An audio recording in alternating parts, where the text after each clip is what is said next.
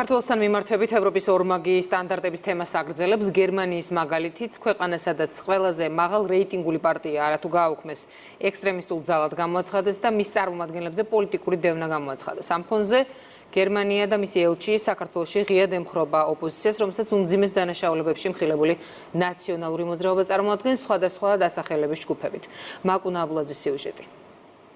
ის რაც დასაშვებია ევროპისთვის, საქართველოში არადემოკრატიულად საღდება. მორიგ მაგალითად გერმანიაში მიმდინარე პროცესები გამოდგება. ყველაზე მაღალ რეიტინგული პარტიის გაუქმების მოთხოვნა ამავე პარტიაში დასაქმებული საჯარო მოხელეების გათავისუფლებაზე მსჯელობა და ალტერნატივა გერმანიისთვის ექსტრემისტულ ორგანიზაციად გამოცხადება.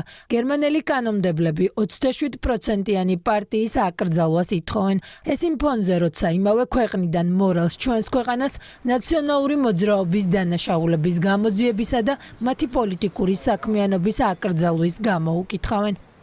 რადიკალები ორმაგ სტანდარტს ვერ ხედავენ. ეს ალბათ გასაკვირი სულაც არ არის, თუ გავითვალისწინებთ, რომ ხელისუფლების ოპონენტებიც დამკვეთების დავალებებს ასრულებენ.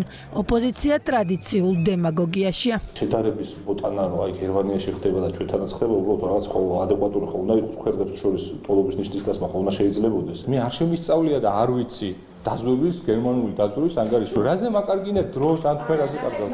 მმართველ პარტიაში პოლიტიკური დეჟავი აქვთ. გერმანიიდან საქართველოს ხელისუფლების კრიტიკა იმის გამო, როცა საკუთარ ქვეყანაში იმავეს დემოკრატიის სახელით აკეთებენ, ქართული ოცნებისთვის ორმაგი სტანდარტია. Deep States ევროპელ ბიუროკრატებს არ მოსწონთ კონკრეტული პარტია, რომელსაც აქვს საკმაოდ დიდი მხარდაჭერა და მაშინვე იღებენ გადაწყვეტილებას, რომ ეს პარტია უნდა გაუქმდეს.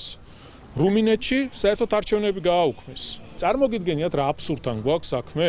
აი ეს არის ის ბოროტება, ის ბოროტი ძალა, რომელიც Deep State-ის სახით გვაქვს წარმოდგენილი, არა მხოლოდ საქართველოში, მსოფლიოს სხვადასხვა ქვეყნებში. ჩვენს მიმართ გერმანიის ელჩის, მით უმეტეს შოლცის პარტიის კრიტიკა არის საფუძველმოკლებული, უსამართლო და ორმაგი სტანდარტის ძალიან ნაშკარა მაგალითი. კიდევ ერთი გაგრძელება, იგი აბსოლუტურად აი ამ ორმხრივი თუ ორმაგი სტანდარტის, როდესაც ჩვენს ქვეყანაში შეიძლება რაღაც არის დასაშვები, მაგრამ აბსოლუტურად იგივე, ბევრად უფრო მცირე მასშტაბითაც კი არის მიუღებელი სხვა ქვეყანაში და უფრო მეტიც, არა უბრალოდ მიუღებელია. ამაზე ხელმოღერებულები აკეთებენ კრიტიკულ განცხადებებს. აქ ამაზეა საუბარი, თორე საკუთარ ქვეყანაში საკუთარი კანონმდებლობის შესაბამისად შეუძლიათ რა თქმა უნდა მიიღონ მათ გადაწყვეტილებები. ევროპის მასშტაბით სხვადასხვა მიზეზით 100-ზე მეტი პარტია აკრძალული, თუმცა მათ მიმართ კითხვები არც ქართულ რადიკალებს და არც ევროპელ ბიუროკრატებს არ უჩნდებათ.